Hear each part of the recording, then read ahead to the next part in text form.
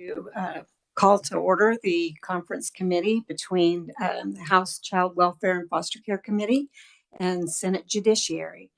And I think we'll start where we left off. We were waiting on some balloon amendments, and we have those now. So I'd like to ask the reviser to walk through those with us. So, Jason. Thank you, Madam Chair. So you have the balloon that hopefully reflects all of the requests made yesterday. You see on the first page, replacing the definition of child. That has two purposes. One, to make it mirror what you asked for yesterday, and two, to make the definitions be in alphabetical order, which is our preference for drafting. So just moved it up and put it in its own box. It has the elements you asked about yesterday, the four, A, B, C, D, and then the within the previous 5 years, only in D, as discussed. You'll see that we struck the current definition right below that in lines 19 through 32. Then on page 2, this is the qualifications piece that you asked about, adding in the broadest qualification language from the House version, that the child advocate has to have that extensive experience in the practice of case management, clinical services, or legal services to children and families involved in the child welfare system. So that's the qualification addition. There in line 12, the prohibition on someone going to the child advocate office directly from a program or agency. It would read within 12 months of the end of that individual's period of service. So that could be, I think termination was one word we discussed, and we discussed some other options, but end kind of covers all of them. And it's a nice, simple word. So end. At the bottom of page 2, you'll see the strike of maltreatment prevention as requested. So that is the change down there. On page 3 in line 35, you'll see that the access to the following information is connected to related to complaints received. So this whole subsection is about complaints received pursuant to subsection B. So any of those complaints that come in under the statute, the office has to establish procedures for investigating those, and then they would have access to the following information related to complaints received. So it narrows the focus a little bit just to make that clear. At the bottom of page 3, you'll see that the list of records is struck and replaced with a reference to the Child Need of Care Code and the Juvenile Offender Code. So that's what that does, just says those records. A little more specific, and the list was kind of redundant at that point. Page 4, line 4, a slight narrowing of the communicate privately with language to make it clear that it's communicating privately with the following persons or entities after consultation with treatment professionals and service providers. That language is there in lines 5 and 6 related to siblings and the child. So it's moved up to make sure that it applies to both subparagraph A and subparagraph B. So you have access to those persons or entities after consultation with the professionals and the providers. And then the accompanying strike there in line 5 and 6 because it's moved up. Page 4 in that's subsection C4, it looks like. The access to relevant child records. Again, the list of those records is struck and replaced with a reference to the Child Need of Care Code and the Juvenile Offender Code. List is redundant at that point. They're all covered by that reference. Then a big one, you see the very large balloon there. It's connected to subsection C6. You'll see we struck subpoena materials or witnesses, kept take statements under oath, struck serve interrogatories, and kept the and obtain judicial enforcement of compulsory processes. So all that's kept of 6 is take statements under oath and obtain judicial enforcement of compulsory processes. And then we added a 7 for the subpoena of materials and witnesses using the specified procedures. And this is an adaptation of the Child Need of Care Code provision we talked about yesterday, 38, I think it's 2229. It's what's in my head anyway, but it's in the Child Need of Care Code, but I had to adapt the language to fit the office and sort of the structure of the bill. Very briefly, I'll just mention that it When the office wants to seek materials or witnesses, they're allowed to issue a subpoena. The time and date for the witness to appear shall not be sooner than 5 days after service of the subpoena. Again, this is consistent with that other Child Need of Care Code provision. And the child advocate has to keep a copy of the subpoena on file. Upon receiving service, the person or the agency gives notice of service to any person that has a right to assert a privilege or to assert confidentiality regarding those documents, reports, or information at least 7 days before they deliver or appear. So there's a little bit of a window there to give notice and proper ability to assert privilege or confidentiality for any person who might have that. And then any parent, child, guardian, ad litem person or entity that's subpoenaed, or a person or entity who claims a privilege or confidentiality, can make a request in writing that the child advocate quash that subpoena. It has to be filed at least 24 hours prior to the time and date that was specified back at the beginning for delivery of the documents or the appearance. And then a copy of the request has to be given to the person. Let's see, I skipped part of that.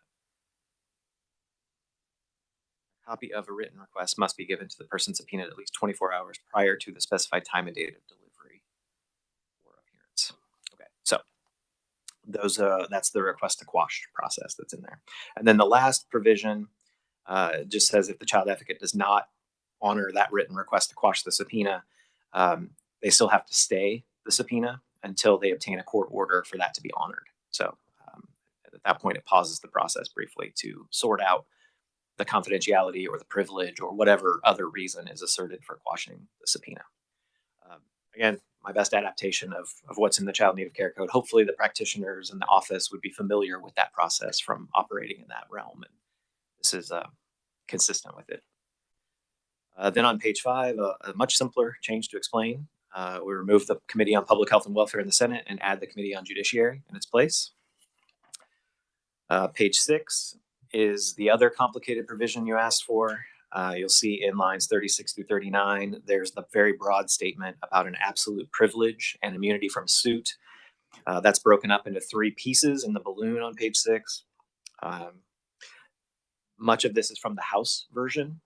So any person who without malice participates in the complaint or information that's made or provided to the office in good faith to the office has immunity from civil liability that might be incurred or imposed. It does not protect you from intentional or willful or wanton misconduct. I believe this is a little bit of this is from the House bill, but it's also consistent with the mandatory reporter statute that's in the Child Need of Care Code. So if you are a mandatory reporter and you make that report in good faith, you also have this similar immunity. So it's consistent with that language. That's where we drew from. Subsection C2 there would be that the child advocate, the office, and any employee of the office will be immune from civil liability personally or in their official capacity from damage or loss caused by or arising out of the performance of their duties. It does not protect them from intentional, willful, or wanton misconduct. I think that one came almost verbatim out of the House bill, if I remember right. So giving immunity to the office for their official acts. And then subsection C3 would be that any statement or communication made by the child advocate, the office, or an employee relevant to a complaint being investigated by the office, whether oral or written, shall be privileged and shall not be disclosed to any person or entity, be admissible in any civil action, proceeding, disciplinary board, etc. It's not subject to discovery, subpoena, or other means of legal compulsion, unless the child advocate is already a party to such proceedings.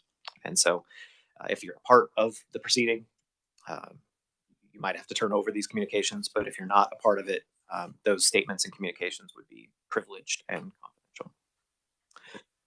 Page 7, we reworded subsection E. There was some concern about how that was construed.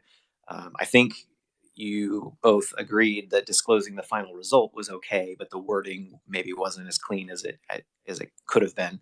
So this just makes clear that when the office is conducting or has conducted an investigation of a complaint, the office shall disclose the final result of the investigation with the consent of the child or the child's legal representative. So the substance is the same as what you discussed. It's just a little bit rephrased a little bit.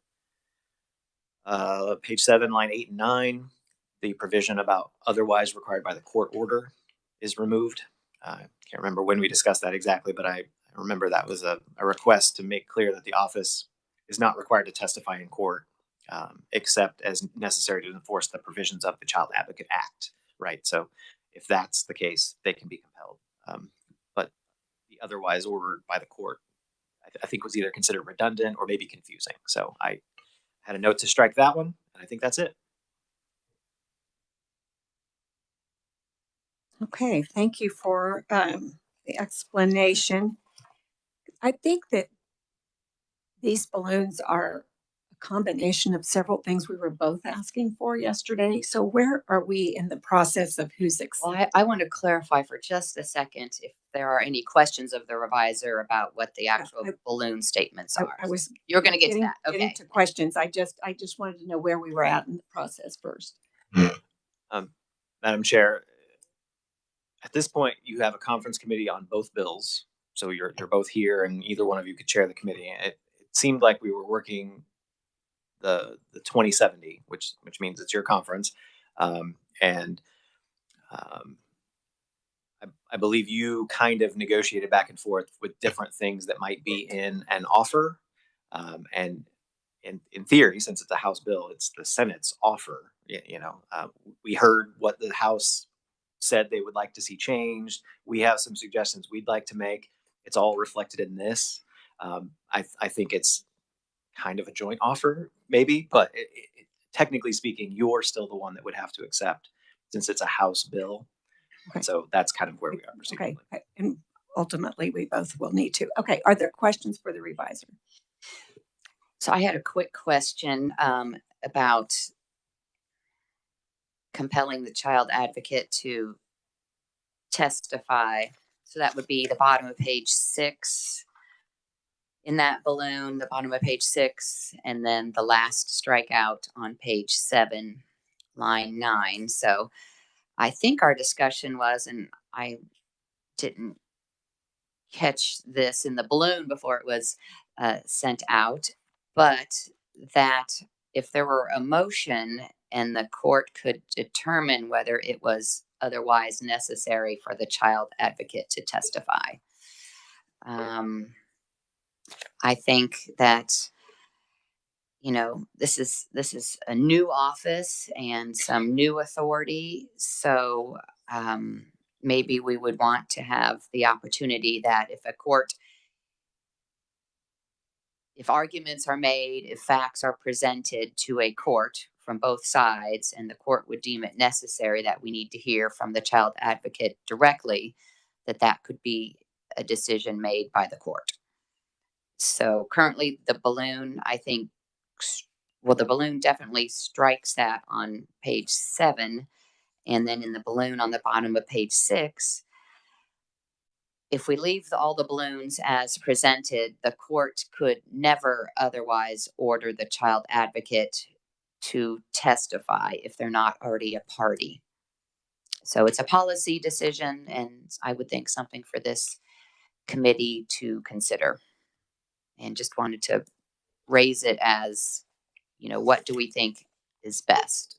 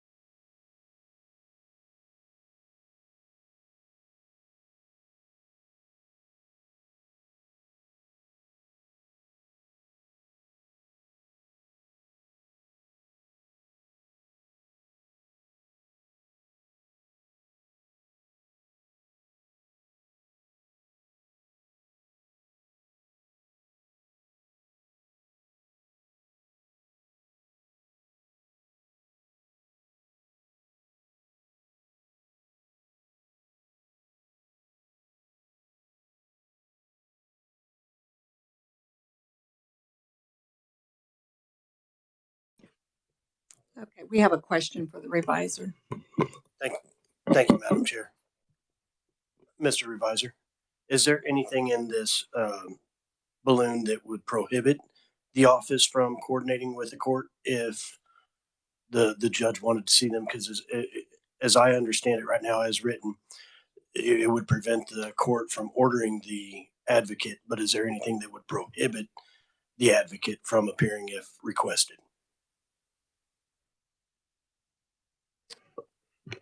Madam Chair, and Representative. So there's two things going on here. One is the statement or communication made by the advocate or someone who works in that office. And those are going to be privileged and not admissible unless the child advocate is a party. That's what the new box at the end of page 6 is about. Then on page 7, the confidentiality, they're not required to testify with respect to matters held to be confidential in this section. If you see the distinction between privileged and confidential, I think what F is talking about is the matters in A and B, subsections A and B, that are confidential. So then to your specific point, if the court deems it necessary to enforce the provisions of the Child Advocate Act, they can compel the office to testify about matters that are confidential. I don't know that they can compel anything that is privileged unless the child advocate is a party to the proceedings. That's kind of how I see those provisions working. But the child advocate has other authority to disclose matters, especially if they're a party. So I don't know that they would disclose any statements or communications because those are privileged and they're not admissible unless they're a party. But I think they could disclose confidential matters because they do have that authority to disclose it when appropriate, I think. It's kind of a long answer, but it's kind of a complex legal structure, right? There's, on the one hand, you've got certain statements and communications that are privileged, which has a specific meaning, right? Privilege can be asserted, it can be waived, it has a certain meaning. And then confidentiality is the other thing that's asserted here a few times. And with respect to things that are confidential, the advocate has some authority, the court has some authority. So I think all of that kind of comes into play, depending on what kind of information it is, depending on whether it's a statement or communication or whether it's information or confidential matter. So yeah, it gets a little bit complicated.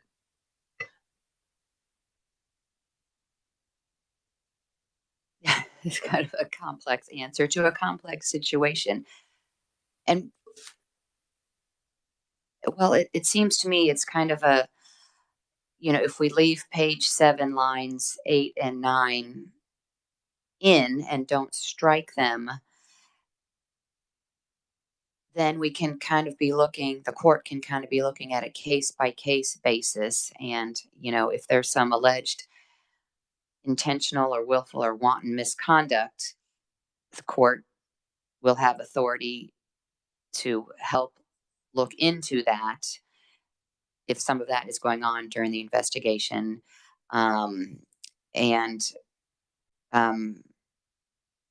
to me, and I think it's the Senate position, it helps provide some additional accountability to what's going on in what we perceive to be will be a very broad opportunity to do investigation. I mean, we want the office to have that ability, but make sure that it's being conducted properly. And it's kind of another piece of checks and balances, if you will, if we leave that in on page 7.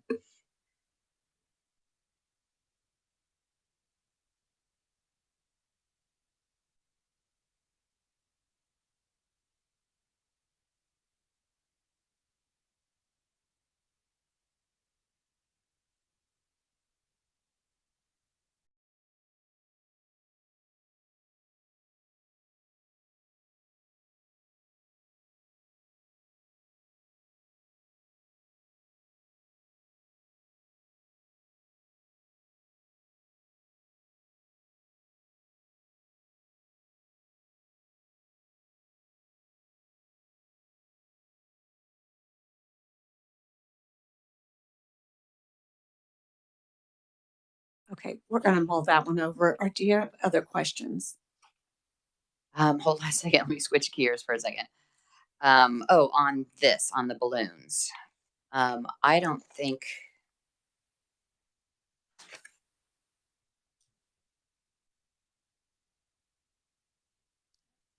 For the revisor, then, with the change in how we're identifying which records the office shall have access to, you've said that the list that's currently in the bill, I would say on page 4, at starting at line 12, we've merely taken that list and referenced the sync code to cover those records. So, and I think that's what we discussed.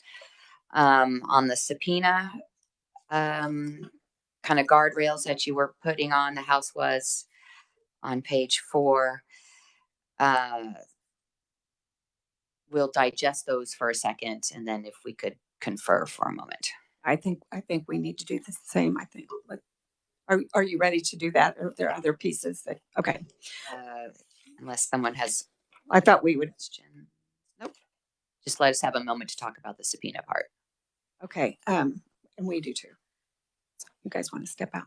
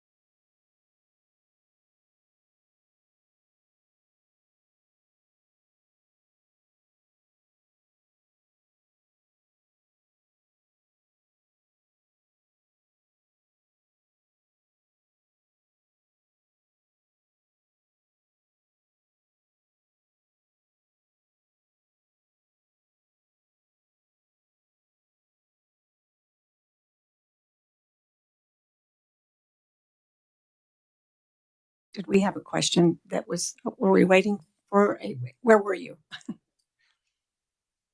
Thank you, Madam Chair. So I had a question about 7A and 7B, just regarding 7A, it talks about, I'm sorry, I'm on page 4. Yeah, on that balloon, what is proposed under the balloon if it were adopted to be 7A, and then 7B. 7A talks about that when a subpoena is issued, that the time and date shall not be sooner than 5 days after services of the subpoena, excluding Saturdays, Sundays, legal holidays, and days on which the office of the clerk of the court is not accessible. So basically, I mean, I read that as saying that, when you issue the subpoena, you have to give them at least 5 days to comply with the subpoena, to produce or to provide information, etc. But then under B, it says that you have to give, that the person who receives the subpoena then has to give oral or written notice to any person who has a right to assert privilege or confidentiality. And then it says at least 7 days before the date of delivery or appearance. So if I give you a subpoena that says I need these documents in 5 days, but somebody may have a right to assert privilege or confidentiality, then B seems to say I've got to give notice to that person at least 7 days. So I just want to make sure that those two mesh together and that we're not putting something in statute. I know it seems like it's already in statute in the sync code. I just want to make sure that those are not incompatible with one another.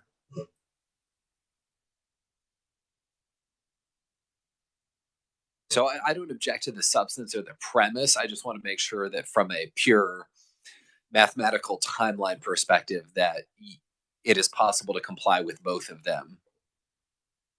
Okay. Jason, did you have some information? Thank you, Madam Chair. And Senator, this is what happens when lawyers get together and start looking at things. So, all right, I copied this directly from 38, 22, 29. So I'm going to start there. It says 5 days and 7 days. I talked to a practitioner who's here in the room. This is not used a lot, so we don't really have an answer about whether it actually works on that timeline. It does seem like it's reversed. The first date should probably be 7 and the second should probably be 5. And maybe it's not been brought to our attention because that statute is so little used. It is possible to comply with both, given the extra days on the 5, not including holidays or weekends, but not having that language on the 7. So I'm not going to say it's impossible to comply with both. And in a lot of cases, it would be difficult to comply with both the 5-day and the 7-day requirement if you receive it. I have to appear by the next Monday, and I have to give you 7 days notice. I can't do that, right? Or I can barely do that in some cases. So if you ask me, maybe they're just switched, just off the cuff. Maybe the first one should be 7 and the second one should be 5, and then I think you're able to comply every time. But I apologize, current law problem that I just hadn't thought through. Thank you. Thanks for that, Jason. I appreciate it. I think that, I know it is already in the sync code, but I think that I just am kind of always conscious of just putting words in statutes that, should be taken literally, because I was, want people to assume that we mean what we say when the legislature passes a law. I would offer with the chair's blessing that we reverse the 7 days and the 5 days. So under proposed on page 4, the proposed balloon 7A, that we would change the reference to that is currently 5 days in 7A to 7 days, and the reference in the same balloon that's being proposed 7B, change that to 5 days.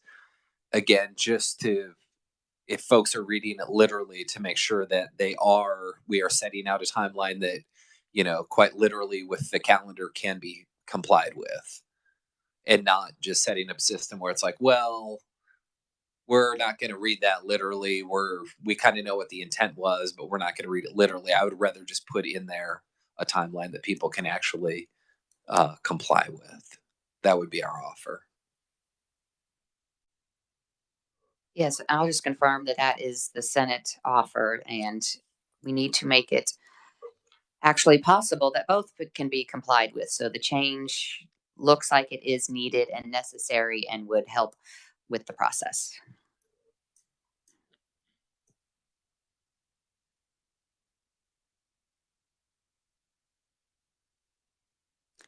Jason, would it make sense for us to add an amendment onto this that would correct it in the sync code as well? Just asking.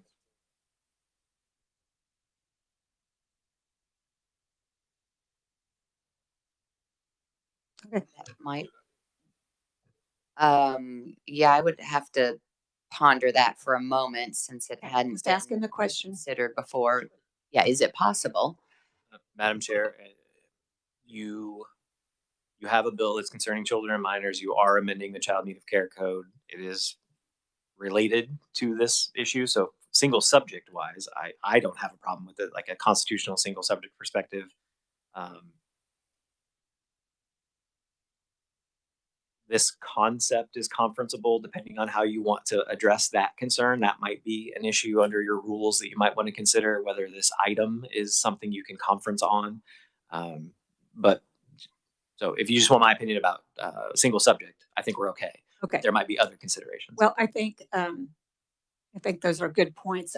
That this might be a topic that we would consider next year. I really don't like to make changes like that on the fly. So,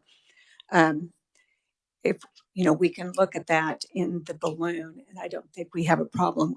We have the same questions about that when we were looking at it.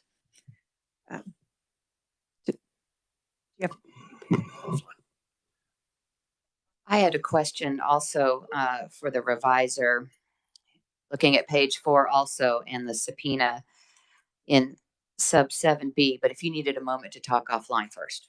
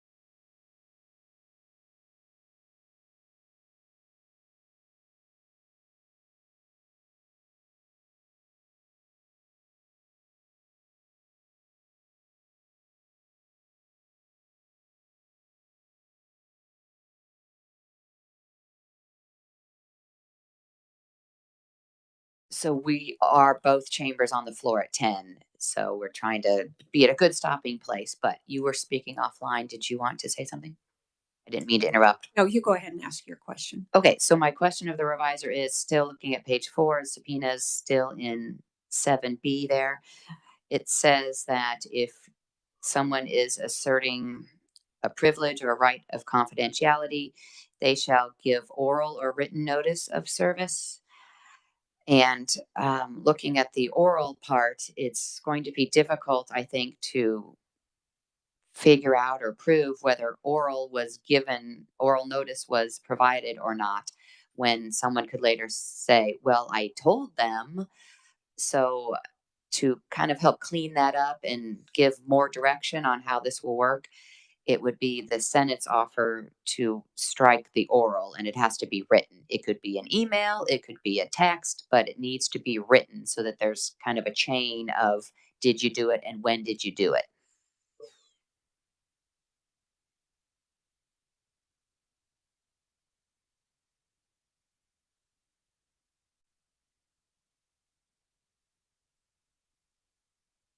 And when we're dealing with investigation and who said what, I think this would just be consistent with keeping track of who said what and when was it said, that it should be in writing.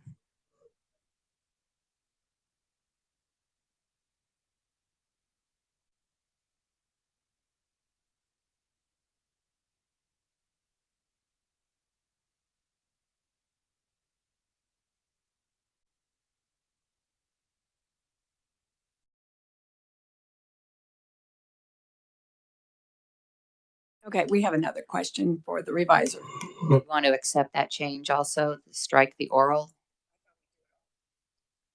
Understood. Thank you, Madam Chair.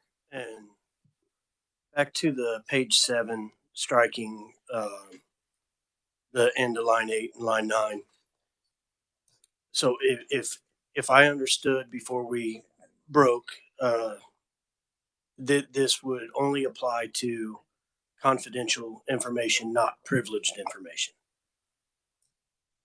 And then I asked a question outside, and I believe I got my answer that the confidentiality would still be confidential if shared with the courts, as it's dealing with minor.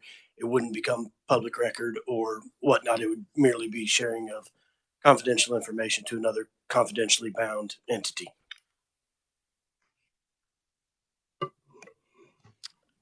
Yes, we believe that's true.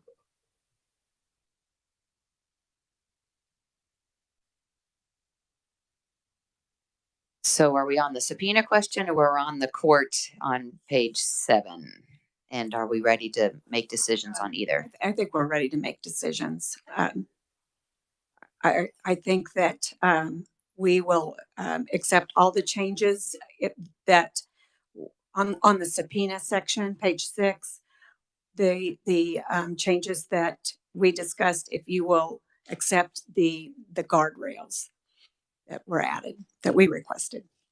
On page 4 is the subpoena guardrails that we're talking about, and the House's offer was the guardrails, and we were looking at, well, do we want to put those on or not? So with these few changes to the 5 and the 7 days and the striking of the oral, I guess those are our offers to your guardrails offer, that the Senate we will, accept your amendments. so then make sure I'm speaking correctly over here, that the Senate will accept the House's offer of the guardrails on the subpoenas with changing in subsection A, 5 days to 7 days, changing in subsection B, 7 days to 5, and then also in subsection B, striking oral or. I think then we have agreement on the subpoena part. I think we're there. Okay.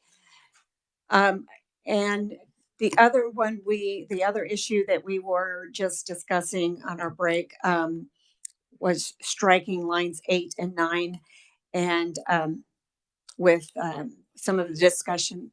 Oh, on page 7, I'm sorry. Page 7. We will accept that.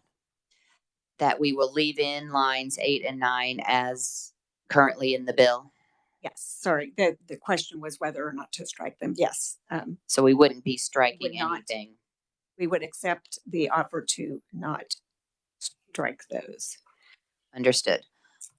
As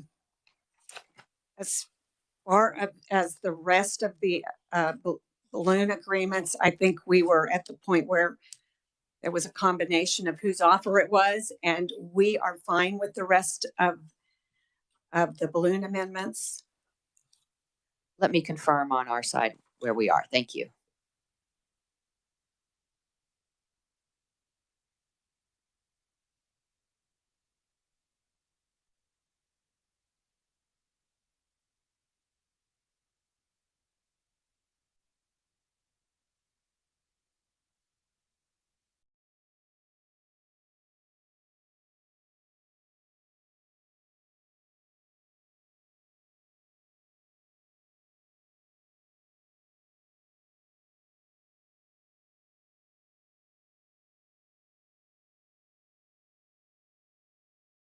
Madam Chair, the Senate does accept the balloons in front of us that are from the House, and then we will need the House to accept the balloons that were from the Senate. And that's what we would like to do. We will accept the balloons that are from the Senate. I'm prepared to make another offer. Sure, go ahead. Okay. I would like to offer that we remove everything in House Bill 2070 that does not concern the Office of the Child Advocate. So I'm going to need some clarification on that. What do you mean? So What does the your House mean? section 11 and 12 has to do with another bill that you amended into this in your Judiciary Committee. That language is actually being dealt with in another committee right now. It's in another bill. I believe it's section 11 and 12. So that's pages 16 through the middle of page 19.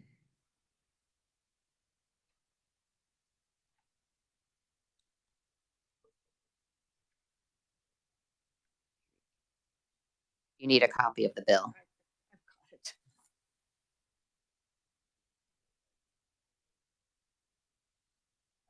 Yeah, Jason. Yes.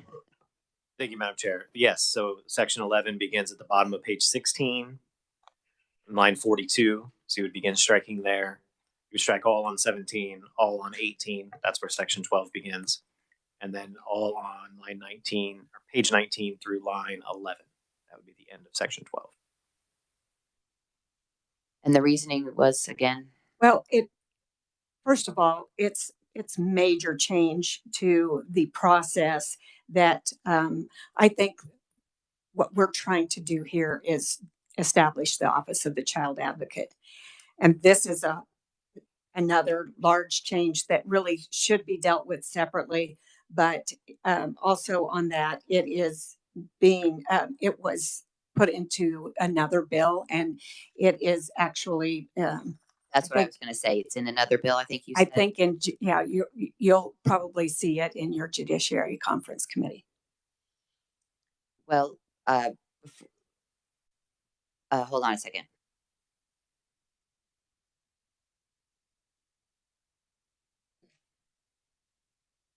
Let us confer on our side for a moment, please. I'm going to ask Jason that he has another additional section that this applies to. Madam Chair, the other section that's not child advocate is section 7, which is on page 8, and then the top of page 9.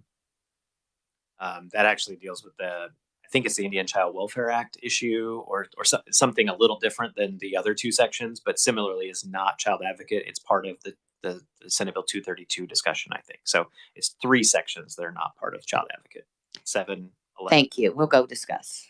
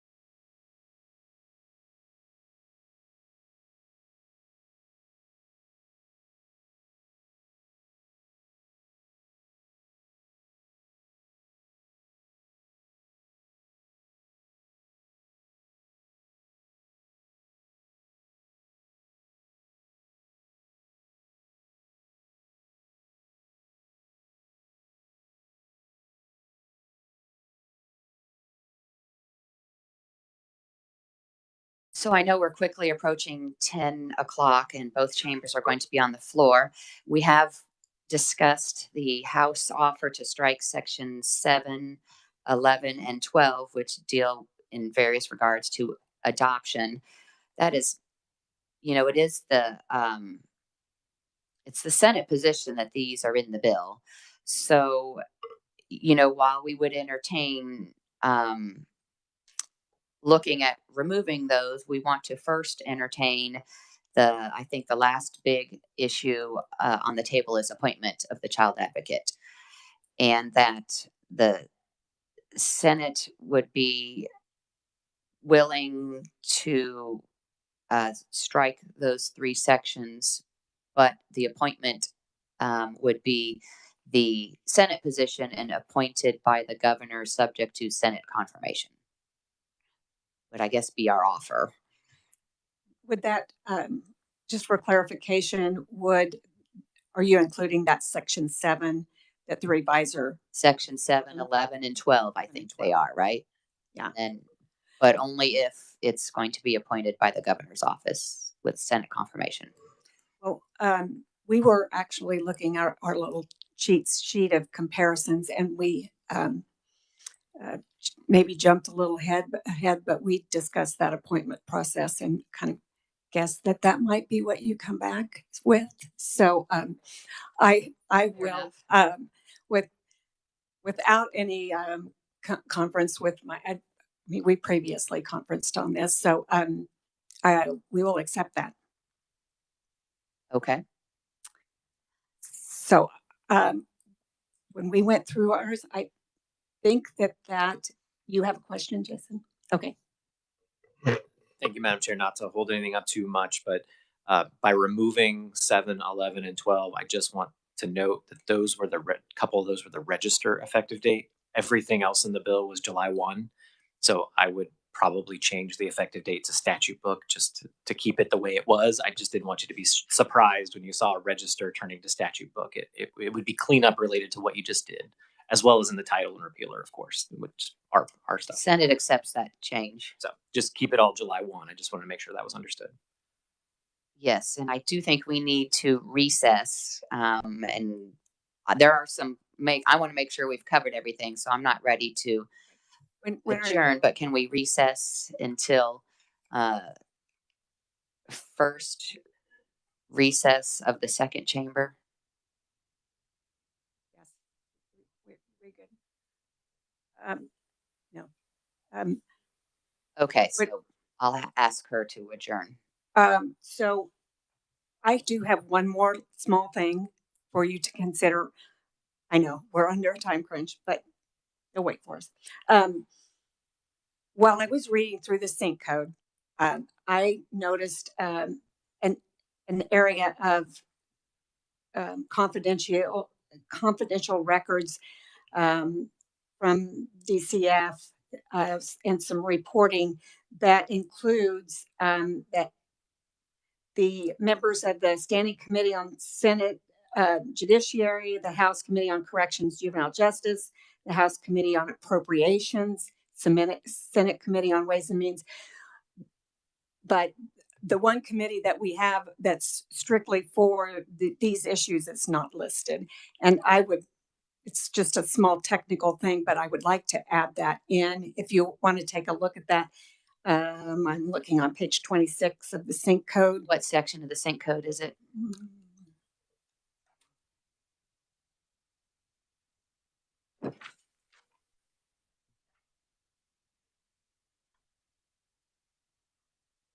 Did we already address that? Oh. On page 12 of the bill, I see. Yes. It changes now. So, okay. So I know you got to run. If you would look at that. 65 and 74 on page 12. 38, 22, 33 is on page 11. I think that's where you're looking. So, Madam Chair, KSA 38-2212 is in House Bill 2070. It's section 9, which begins on page 10. And the specific place where committees are given access to confidential information is on page 12. beginning in line 28. That's where all those committees begin to be listed. So the discussion would be whether to add the Child Welfare Committee to that list. Understood. So if you want to deal with that when we come back, that's fine. The Senate accepts that offer. Okay. All right. Great. So we will adjourn and or recess and adjourn. I think it's procedurally easier if we adjourn and just recall a new committee. Okay. We will adjourn.